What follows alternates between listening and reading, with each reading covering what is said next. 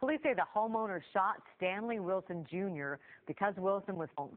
KGW's Chris Willis is live in the newsroom, and Chris, Wilson is actually a second-generation pro football player. Yeah, he is. His father, Stanley Wilson Sr., played for the Cincinnati Bengals. More on him in just a minute. His son, Stanley Wilson Jr., is at a Portland hospital recovering from that gunshot wound to the stomach.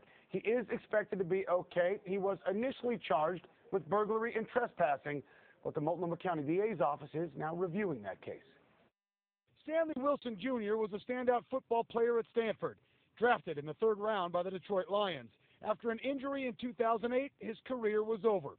Tonight, deputies say the 33-year-old Wilson is in the hospital recovering from a gunshot wound to the stomach. The homeowner of this home reportedly told police Wilson was trying to break into his home through the back window.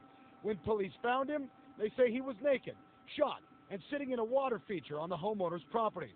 People we spoke with today say this is not the only home Wilson allegedly broke into. We're told one woman claims she came face-to-face with him earlier in the day in her home. Wilson standing without any shoes on, asking her if she needed anything. And when asked what he was doing in her home, Wilson then reportedly told her he was in the wrong house. All right, Wilson's father, Stanley Wilson Sr., played for the Cincinnati Bengals the day before their Super Bowl appearance in 1989. He went on a cocaine binge and years later was arrested for breaking into a Beverly Hills home to try and support his drug habit. He is currently serving a 22-year sentence.